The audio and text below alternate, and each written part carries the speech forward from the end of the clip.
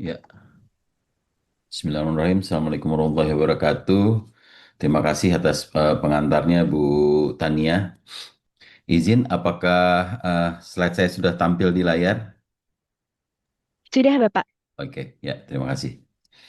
Ya, izinkan saya Bapak Ibu hari ini untuk mudah-mudahan bisa sedikit eh, menyumbang peranan untuk pengembangan obat bahan alam yang mendukung penerapan mutu pelayanan kesehatan tradisional.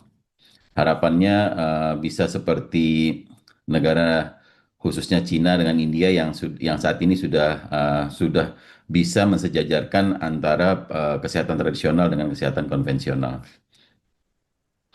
Oke, yang pertama mungkin kita buka pertanyaan dulu karena ini adalah eh, pengetahuan dan pemahaman yang menjadi dasar bagaimana apakah kita mampu mensejajarkan bahkan lebih bukan lagi bahkan mungkin seperti di Cina bisa menjadi lebih besar perannya kesehatan tradisional dibanding kesehatan konvensional.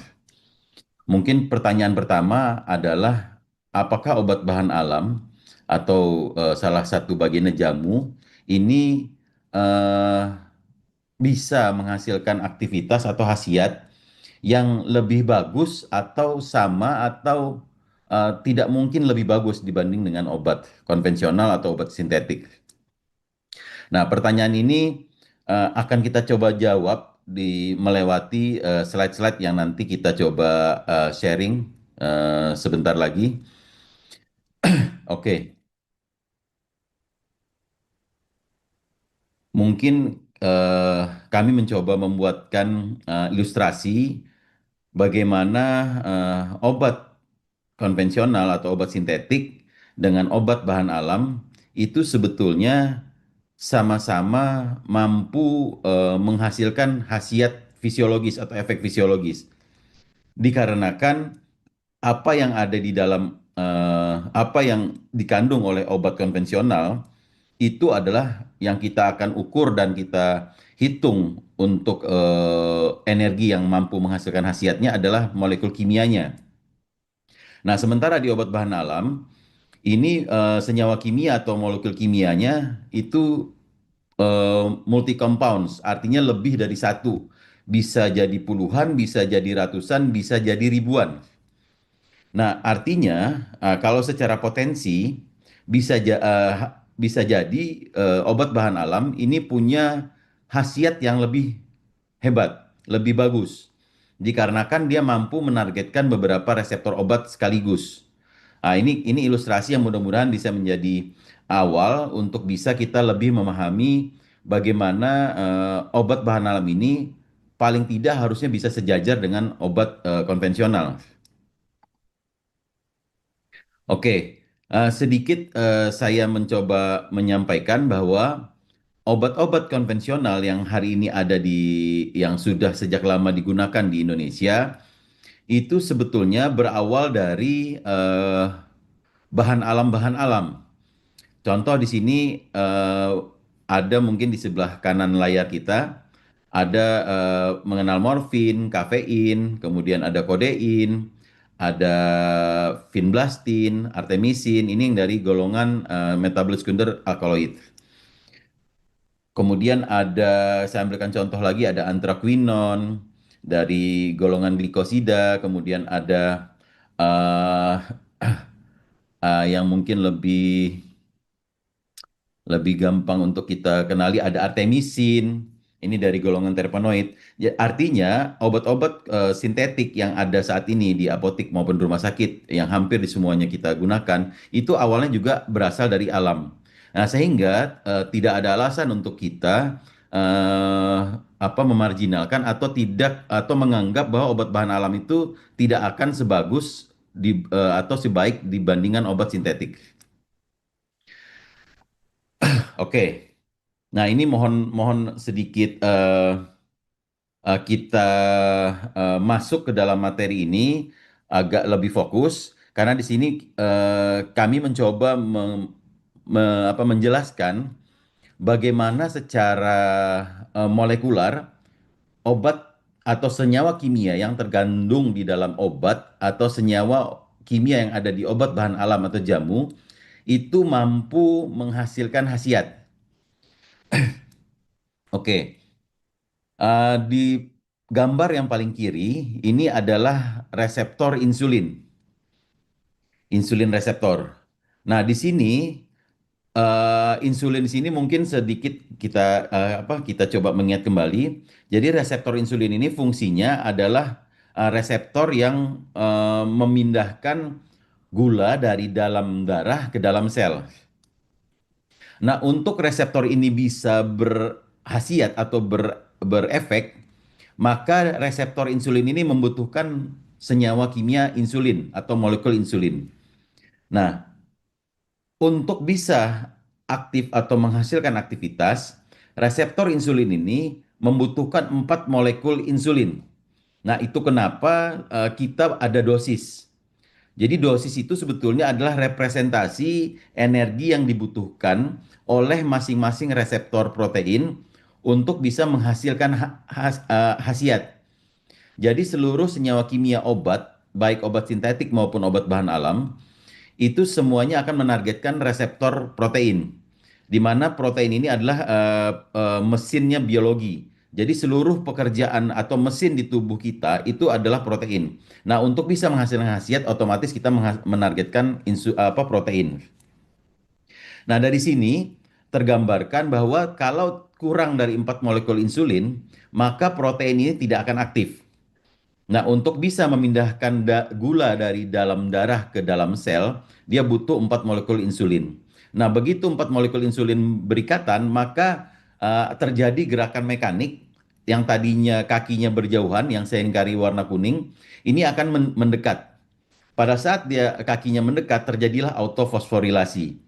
Nah, jadi mudah-mudahan bisa terjawab bagaimana obat bahan alam dengan obat sintetik itu sama-sama mampu menghasilkan khasiat karena mereka sama-sama mengandung senyawa kimia yang membawa energi bebas ikatan dan energi ikatan konformasi. Nah, mudah-mudahan di sini bisa menjadi jelas bahwa tidak ada bedanya, bahkan harusnya obat bahan alam itu mampu menghasilkan efek yang lebih baik dengan catatan dosisnya terukur. Ya. Oke, ini salah satu contoh juga bagaimana reseptor asetilkolin ini mampu membuka saluran ion kalau dia berikatan dengan asetilkolin atau karbamilkolin. Jadi kalau tidak ada asetilkolin sebagai neurotransmitter atau karbamilkolin sebagai ligan eksogennya, maka saluran ion ini tidak akan membuka.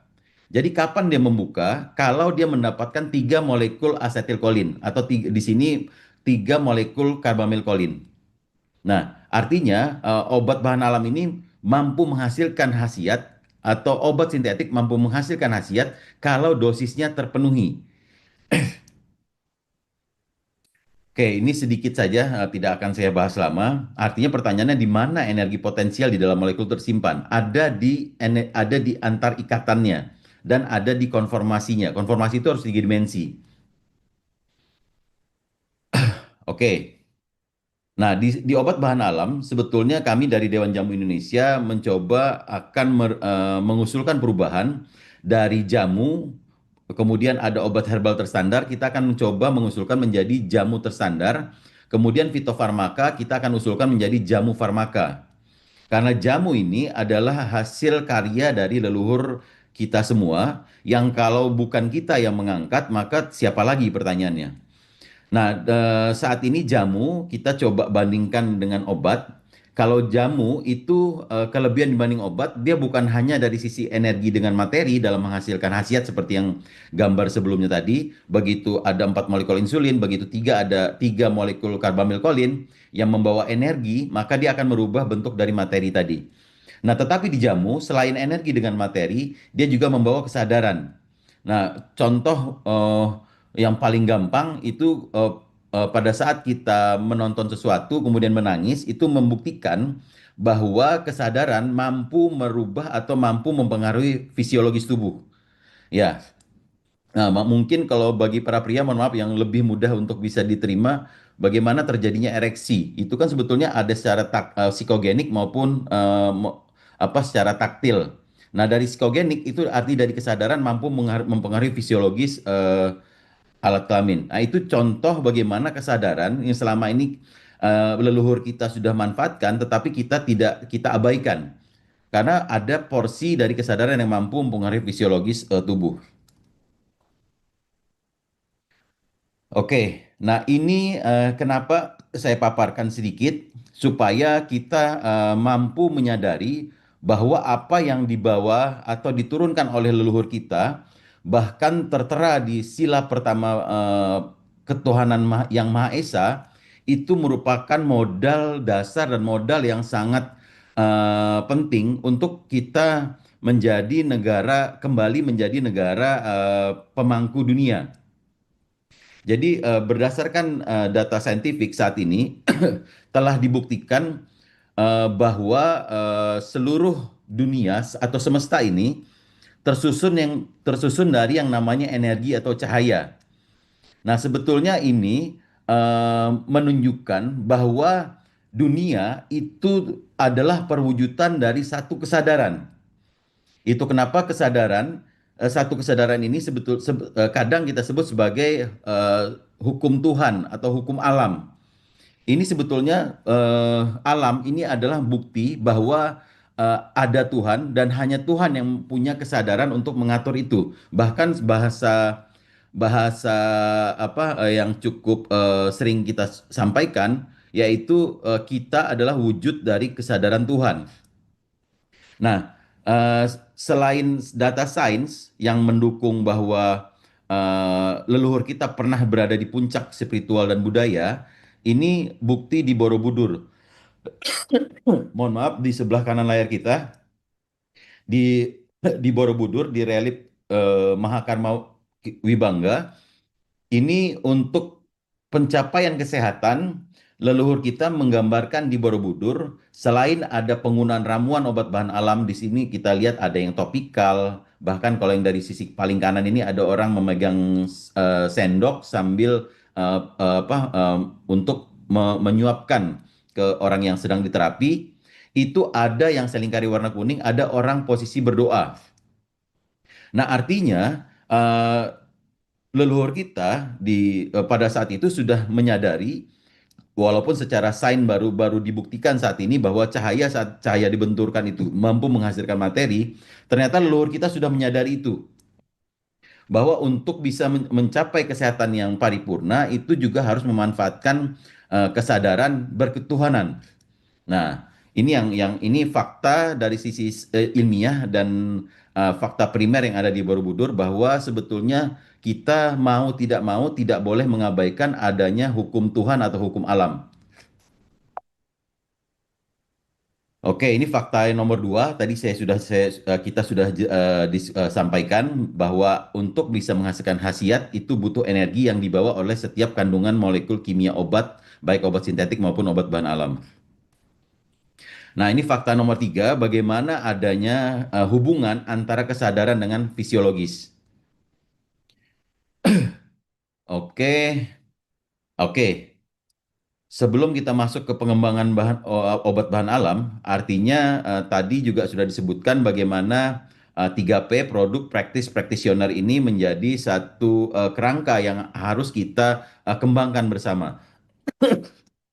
Jadi obat bukan lagi hanya dari sisi materi, tapi obat juga ada dari sisi skill set, bahkan dari sisi kesadaran, Per- eh, intervensi intervensi di wilayah psikis.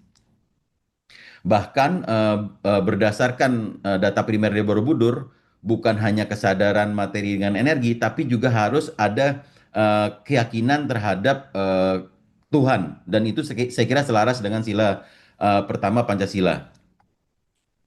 Oke, sekarang kita coba masuk ke dalam pengembangan obat bahan alam dalam mendukung penerapan mutu pelayanan kesehatan tradisional. Untuk pengembangan obat bahan alam, mau tidak mau, suka tidak suka, karena kita tadi melihat fakta bahwa semua yang ada di semesta di alam ini adalah aturan atau hukum Tuhan atau hukum alam. Maka kita sebagai manusia yang merupakan wujud dari keinginan Tuhan, mau tidak mau harus mengikuti maunya Tuhan. Nah, satu-satunya cara untuk bisa mengikuti maunya Tuhan itu adalah dengan menjalankan perintahnya. Perintah pertama untuk kita sebagai umat manusia itu adalah untuk membaca atas nama Tuhan seluruh yang ada di langit dan di bumi. Saya sempat bertanya ke beberapa audiens, pada saat Iqra Bismi Rabbikal Ladzi Khalaq ini diturunkan, apa yang harus kita baca? Mayoritas audiens itu menjawab membaca Al-Quran. Kemudian saya bertanya lagi, bukankah itu baru ayat pertama Al-Quran? Artinya belum ada yang dibaca selain ayat itu. Nah, artinya bisa saya kira yang dibaca itu adalah ayat-ayat kauniyah maupun kauliyah, baik yang ada di alam maupun yang ada di dalam diri kita. Nah, sehingga sains itu bukan tidak mungkin bertentangan dengan agama, tetapi sains itu menurut menurut kami adalah perintah agama untuk bisa memahami apa yang Tuhan mau di dalam ketetapan yang Dia buat di dalam hukum alam. Nah, harapannya pada saat kita bisa melakukan sains ini, kita bisa sampai pada tahap mengatakan, ya Tuhan kami tidak ada yang sia-sia Engkau ciptakan. Dan harapannya kita bisa menjadi sebaik-baik manusia yang bermanfaat. Nah, untuk di dalam negara kita maupun dunia global. Oke, kembali ke pengembangan obat bahan alam. Artinya, saintifikasi obat bahan alam atau jamu itu menjadi jalan utama untuk bisa memahami, untuk bisa memanfaatkan apa yang ada di alam. Nah, untuk saintifikasi jamu ini ada 3 tahapan yang coba kita usulkan. Yang pertama, melakukan formulasi sediaan obat bahan alam. Karena dari alam itu ada yang dari tanaman, ada yang dari hewan, ada bahan-bahan hewan, kemudian ada mineral. Nah, dari alam ini saya kira perlu diproses untuk bisa menjadi sediaan yang mudah dan lebih menghasilkan manfaat yang diharapkan. Oleh karena itu, dari sediaan obat bahan alam ini, baik dari ekstrak maupun fraksi, ini kita bisa membuat sediaan seperti sediaan oral, topikal, inhaler maupun injeksi. Oke, kemudian saintifikasi jamu yang kedua itu memanfaatkan obat bahan alam yang sudah ada nomor izin edar atau POM TR-nya. Nah, untuk produk-produk obat bahan alam atau jamu yang sudah memiliki nomor izin edar atau POM TR ini kita bisa melakukan metode reverse farmakologi. Reverse farmakologi ini artinya kita memberikan jamu-jamu atau obat bahan alam yang yang memiliki nomor izin edar tadi pada pelayanan kesehatan. Kemudian kita mencoba mengumpulkan, membaca, mengumpulkan data untuk secara sains, yaitu data tadi disusun secara terstruktur, sistematis dan reason dan rasional, sehingga itu akan menguatkan dan bahkan mungkin bisa menjadi tahapan untuk screening mana obat bahan alam atau jamu yang nanti akan memenuhi standar mutu yang saat ini sedang diproses dalam pembuatannya. Kemudian penguatan data ilmiah bagi obat bahan alam atau jamu yang belum memiliki nomor izin edar, tentunya kita semua sepakat bahwa obat bahan alam ini pertama harus aman dulu, maka harus ada uji toksisitas. Jadi sebenarnya obat sintetik maupun obat bahan alam itu tidak ada yang aman 100%. Kenapa obat sintetik atau obat konvensional saat ini lebih aman? Karena memiliki batasan dosis toksik dan dosis efektif. Saya kira di dunia ini selain Tuhan tidak ada yang absolut aman. Nah, kemudian setelah uji toksisitas ini perlu kita melakukan uji bioaktivitas, ekstrak atau fraksi hingga sediaan. Nah, tahapan ini mulai dari in silico, in vitro sampai in vivo pada hewan. Bahkan untuk beberapa sediaan perlu dilakukan uji klinik. Nah, sederhananya uji farmakologi dan uji farmakokinetik ini yang perlu dikuatkan untuk menjamin keamanan, manfaat dan mutu. Jadi saya kira tidak ada pilihan kecuali jamu yang secara tradisional atau empiris sudah turun-temurun. Nah, ini selain itu, saya kira banyak jamu-jamu yang saat ini bukan lagi turun-temurun, tetapi sudah mengalami perubahan baik dari sisi formula maupun dari sisi sediaan, bahkan sisi dosis. Nah, ini perlu dilakukan, wajib dilakukan uji toksisitas sampai bioaktivitas. Oke, kemudian sedikit kami sampaikan bahwa sains dan ilmiah ini sebetulnya adalah empirisme alam. Jadi sains itu sebetulnya adalah proses kita membaca empirisme alam. Oke, kemudian, nah pertanyaannya, bagaimana standarisasi obat bahan alam yang mengandung puluhan, ratusan, bahkan ribuan senyawa kimia? Apakah sama dengan obat konvensional? Jawabannya tentu tidak. Kalau di obat konvensional mungkin obatnya dia single compound, hanya satu senyawa. Mungkin ada yang dicampur, tetapi yang kita jadikan indikator adalah senyawa-senyawa yang masing-masing senyawa tadi kita ukur. Tapi kalau obat bahan alam atau jamu, baik dia ramuan oral, topikal, inhaler, dan lain-lain, pasti mengandung lebih dari satu senyawa. Bahkan bisa puluhan hingga ratusan hingga ribuan. Nah, artinya untuk menstandarisasi akhirnya itu kita melakukan eh, profil atau fingerprints dari ekstrak atau fraksi tersebut. Artinya kalau kita hanya mengukur satu marker, kekhawatirannya kualitas batch itu tidak akan konsisten, kemudian potensi terapi bisa berubah-ubah. Jadi kita mengukur dengan metode macam-macam, bisa dari yang sederhana dari menggunakan plat KLT sampai ke HPLC. Oke, jadi standaris untuk pengembangan obat bahan alam agar bermutu, aman dan bermanfaat, maka perlu adanya standarisasi proses hingga standarisasi produk.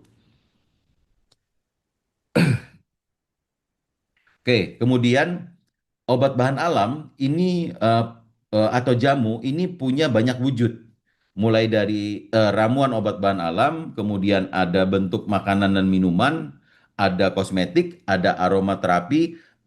Saya kira seperti apa spa, apa di tempat pijat ya, akupresur itu sudah menggunakan aromaterapi atau minyak sirih untuk menemani metode yang digunakan seperti akupresur dengan apa minyak atsiri untuk bisa memaksimalkan khasiatnya.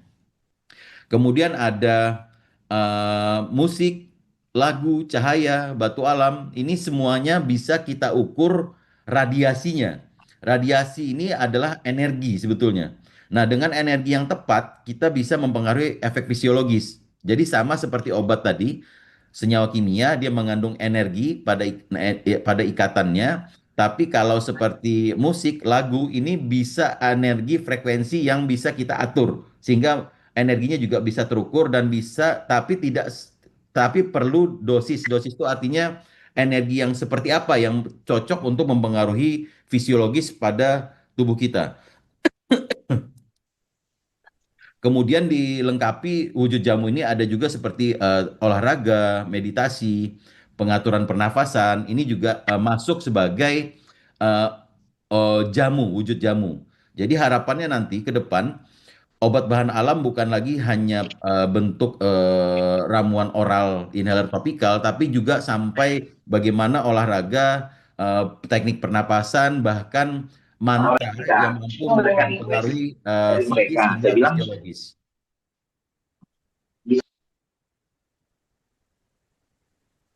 Oke, dan ini yang paling utama karena saya kira bagaimana jamu ini mampu menghantarkan kita pada hal yang pasti, yaitu kematian.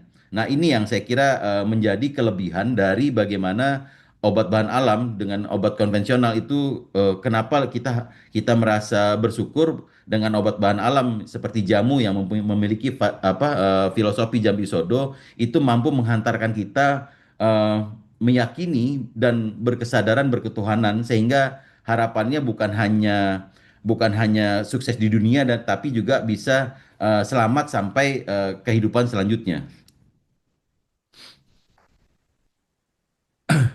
Oke, jadi pelayanan kesehatan tradisional yang tersertifikasi ini mampu mengkombinasikan metode, teknik, skill set dengan ramuan obat bahan alam.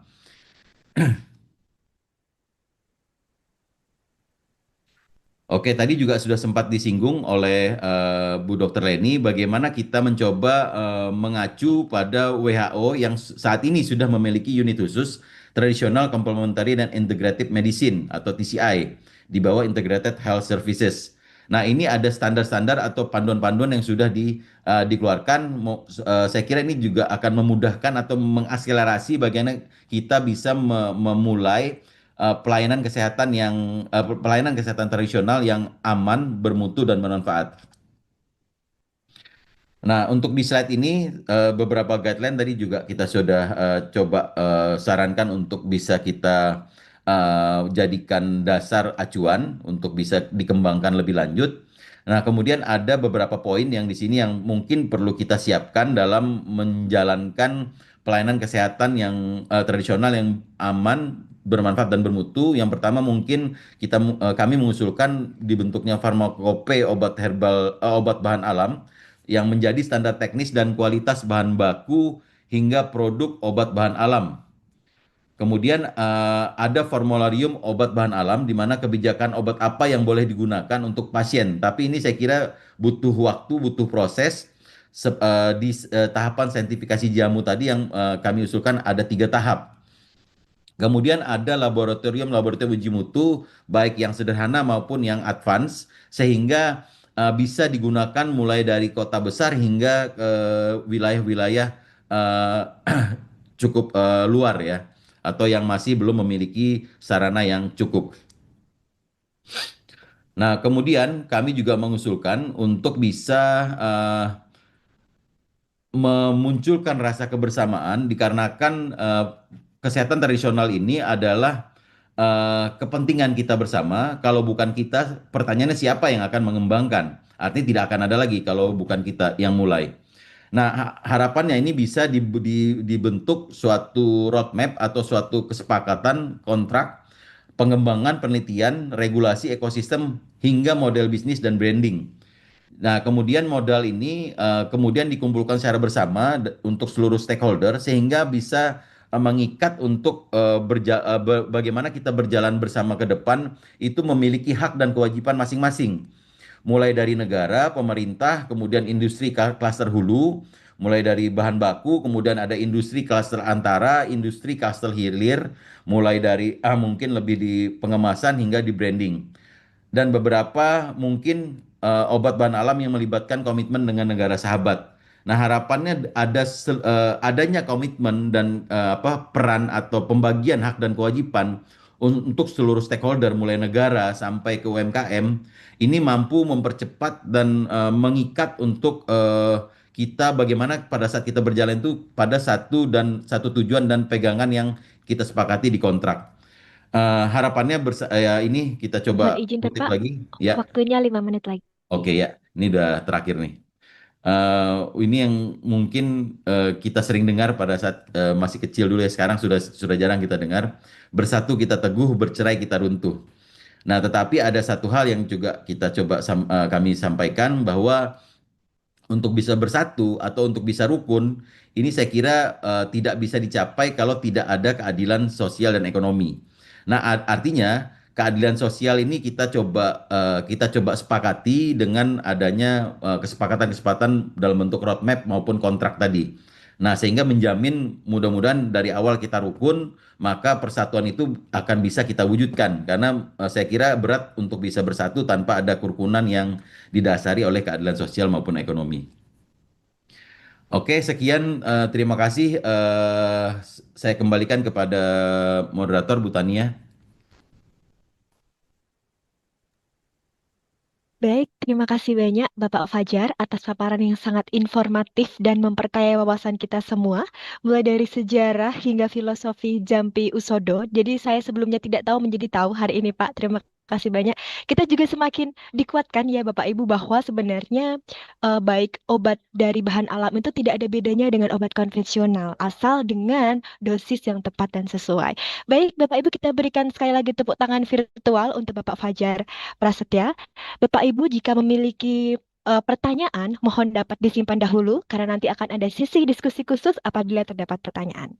Baik, hadirin yang kami hormati, kita akan berlanjut pada sesi paparan selanjutnya dari narasumber kedua kita. Tema paparannya adalah kebijakan pemerintah daerah dalam menjalankan program pelayanan kesehatan tradisional yang akan disampaikan oleh perwakilan dari Direktorat Sinkronisasi Urusan Pemerintahan Daerah 3 Kementerian Dalam